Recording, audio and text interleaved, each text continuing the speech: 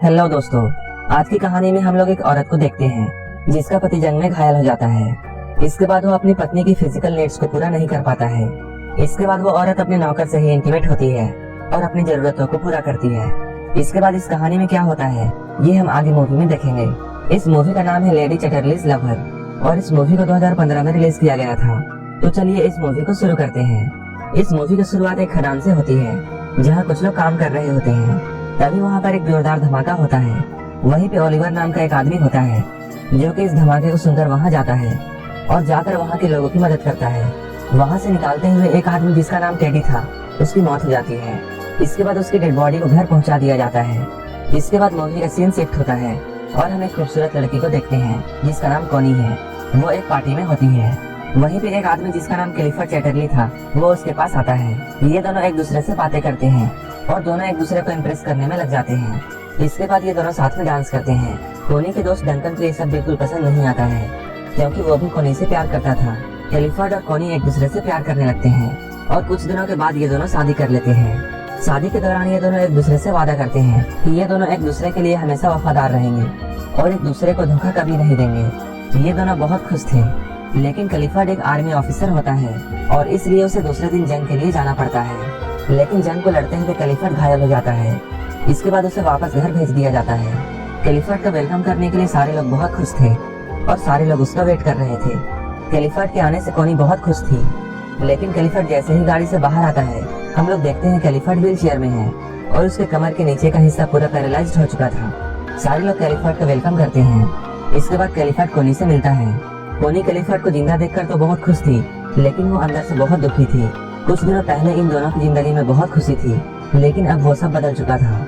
अपनी जिंदगी से तंग आकर क्लिफर्ड खुद को मारने की कोशिश करता है, लेकिन कोनी उसे रोक लेती है और वो उससे कहती है वो हमेशा उसके साथ रहेगी। इसके बाद हम लोग ओलिवर को देखते हैं जो कि अपनी मंगेतर को लेकर लिख रहा था, लेकिन ओलिवर अब खदान में काम नहीं करता है। वो इस बार एक जंग लड़ने गया था। जब वो अपने घर वापस आता है तब वो अपनी मंगेतर को किसी दूसरे आदमी के साथ देखता है। इसके बाद वो सैड होकर वहाँ से चला जाता है। जंग से वापस आने के बाद ओलिवर के पास कोई भी काम नहीं था, इसलिए वो क्लिफर्ड के पास जाकर उससे कुछ काम मांगता है। क्लिफर्ड जब ओलिवर से बातें करता है तब उसे ये बात पता चलती है कि ओलिवर उसी के अंदर जंग में लड़ाई कर रहा था। क्लिफर्ड ये बात जानकर बहुत खुश होता है। इसके बाद क्लिफर्ड ओलिवर को अपनी पंछियों का ख्याल रखने के लिए नौकरी पर रख लेता है। क्लिफर्ड अपाहिज हो चुका था, इसलिए वो अपने घूमने के लिए एक गाड़ी खरीदता है ताकि वो खुद से यहाँ वहाँ जा सके। वो उस गाड़ी में बैठकर बहुत खुश होता है। एक दिन वो कोनी के साथ ओलिवर के पास जाता है। ओलिवर जंगल के बीच में बने एक कॉटेज में रहता था जहाँ वो क्लिफर्ड के पंछियों का ख्याल रखता था।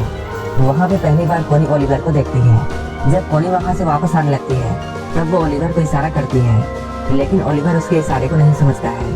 अगले दिन एक मिनट कोनी के पास आती है और वो उसे कहती है ओलिवर कॉटेज का चाबी मांग रहा है। इसके बाद कोनी खुद ही चाबी देने के लिए ओलिवर के पास चली जाती है, लेकिन जब वो ओलिवर के पास पहुँचती है तब ओलिवर उससे अच्छे से बात नहीं करता है और वो उससे कहता है आपको यहाँ आने की जरूरत नहीं थी। कोनी को ओलिवर का ऐसा बिहेवियर अच्छा नहीं लगता है और वो यहाँ से चली जाती है। अगले दिन ओलिवर कोनी को एक लेटर लिखता है जिसमें वो अपने किए गए बर्ताव के लिए उससे माफी मांगता है। इसके बाद कोनी फिर से उससे मिलने के लिए उसके कॉटेज में जाती है जहाँ ओलिवर अपनी कमीज को उतारकर वहाँ काम कर रहा था। कोनी उसके खुले हुए बदन को देखती है और वो मुस्कुराने लगती है और वो उसे छुपकर देखने लगती है। कोनी अब खुद में कंट्रोल नहीं कर पा रही थी।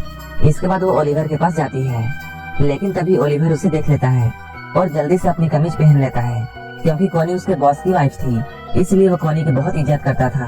कोनी ओलिवर से बातें करती है और वो उसे बताती है अब वो हर रोज यहाँ पेंटिंग करने के लिए आएगी। तब ओलिवर उससे बोलता है मैं इस जगह को आपके लिए बिल्कुल साफ कर दूंगा और मैं किसी दूसरी जगह चला जाऊंगा। कोनी उससे बोलती है तुम्हें यहाँ से जाने की जरूरत नहीं है और तुम्हें मुझसे भागने की भी जरूरत नहीं है। कोनी ओलिवर से फिर से बहुत गुस्सा हो जाती है और वो यहाँ से जाने लगती है, लेकिन तभी जोरों की बारिश शुरू हो जाती है और उसे ओलिवर के साथ कॉटेज में ही रुकना पड़ता है।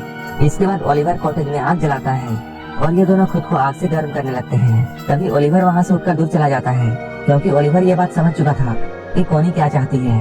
कोनी उससे खुलकर पूछती है तुम मुझसे दूर क्यों भागते हो। ओलिवर उससे बोलता है मैं तुमसे दूर नहीं भाग रहा हूँ, लेकिन अगर हमारे बारे में क्लिफर्ड को पता चल गया तब मेरी नौकरी चली जाएगी। कोनी ओलिवर के पास आने की कोशिश करती है, लेकिन ओलिवर के दूर जाने से कोनी ऐसा नहीं कर पाती है। इसके बाद वो सैड होकर अपने घर लौट जाती है।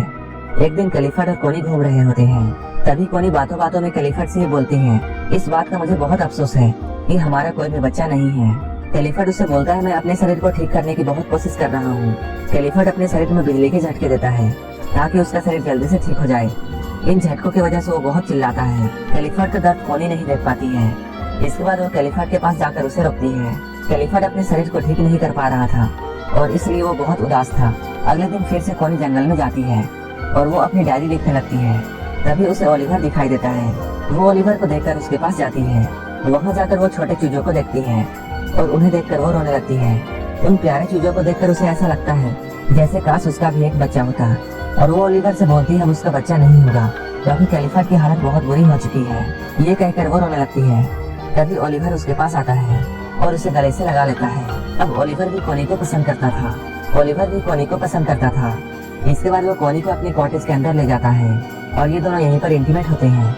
कोनी दिन भर ओलिवर के साथ रहती है, लेकिन जैसे ही शाम होने वाली होती है ओलिवर उसे घर छोड़ने के लिए उसके साथ जाता है। जाते हुए कोनी उससे पूछती है, तुमने आज जो भी किया है क्या तुम्हें इस बात का पछतावा है? ओलिवर उससे बोलता है, मुझे कोई भी पछतावा नहीं है क्योंकि मैं तुमसे प्यार करता हूँ और तुम अब मेरी हो।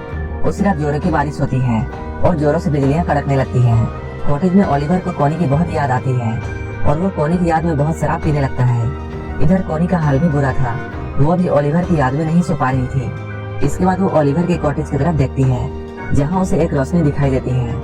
इसके बाद वो अपने आप को नहीं रोक पाती है और वो रात में ही ओलिवर के कॉटेज की तरफ चली जाती है। वहाँ जाते हुए कोनी को एक मेड देख लेती है। कोनी जब ओलिवर के पास पहुँचती है तब ओलिवर उससे बताता है, मुझे तुम्हारी बहुत याद आ रही थी लेकिन मुझे यकीन नहीं था कि तुम मुझसे मिलने के लिए यहाँ आओगी। कोनी उससे बोलती है, मैं तुम्हें कभी अकेला नहीं छोड़ूंगी। इसके बाद ये दोनों फिर से इंटीमेट होते हैं। कुछ दिनों बाद कैलिफर्ट के घर में एक पार्टी होती है जहाँ कोनी का दोस्त डंकन भी आया था। कैलिफर्ट देखता है कोनी और डंकन साथ में डांस कर रहे हैं। कैलिफर्ट को ये देखकर अच्छा नहीं लगता है।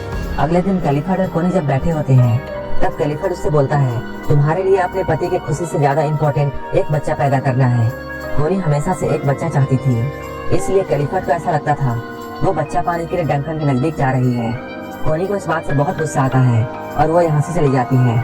तभी कैलिफर्ट कोनी से बोलता है, उसे कोई भी फर्क नहीं पड़ता है, तुम किसी से भी बच्चा पैदा करो लेकिन वो बच्चा मेरा होगा।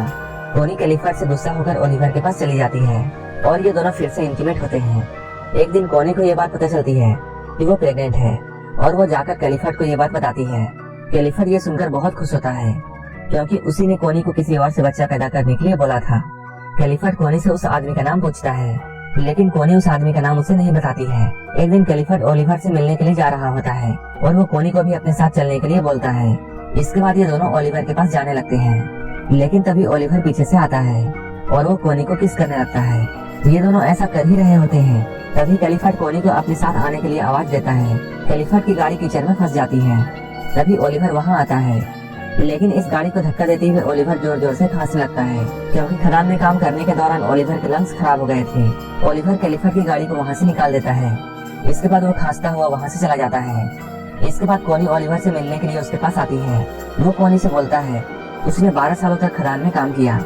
इसके बाद उसे जंग लड़ने के लिए भेज दिया गया और वो उससे ये भी कहता है, मेरी लाइफ तुम्हारी तरह नहीं है इसलिए अब तुम कैलिफर्ट के पास चली जाओ क्योंकि उसके साथ तुम एक अच्छी जिंदगी जी सकती हो। एक दिन कोनी की मेड जिसका नाम मिस बोल्टन है वो ओलिवर के कॉटेज में आती है। वहाँ उसे कोनी की डायरी मिलती है। उस डायरी को देखकर उसे समझ में आ जाता है कोनी के पेट में जो बच्चा है वो ओलिवर का है। इधर कैलिफर्ट अपने आने वाले बच्चे के लिए घर में पार्टी रखता है। तभी वहाँ पर मिस बोल्टन आती है और वो यहाँ आकर कैलिफर्ट को ये बात बता देती है कोनी के पेट में जो बच्चा है वो ओलिवर का है। इसके बाद कोनी जब कैलिफर्ट से मिलती है कैलिफर्ट कोनी से बहुत गुस्सा होता है। इसके बाद कोनी मिस बोल्टन से मिलती है और वो उससे पूछती है, तुम्हें ये बात किसने बताई? लेकिन मिस बोल्टन उसे कुछ भी नहीं बताती है। इसलिए कोनी ऐसा सोचती है मिस बोल्टन को ओलिवर ने ही ये सब बताया होगा। लेकिन मिस बोल्टन कोनी से ये बोलती है, ओलिवर ने मुझे कुछ नहीं बताया है। यहीं पे कोनी बहुत रोने लगती है और वो मिस बोल्टन से कहती है वो ओलिवर से बहुत प्यार करती है। ये देखकर मिस बोल्टन उसे बताती है, तुम जल्दी से ओलिवर के पास जाओ नहीं तो कैलिफर्ट उसे मरवा देगा। इसके बाद कोनी भागते हुए ओलिवर के पास जाती है। वहाँ जाकर वो देखती है वहाँ कोई नहीं था। ये देखकर वो बहुत सैड हो जाती है और रोने लगती है। तभी वहाँ ओलिवर आता है।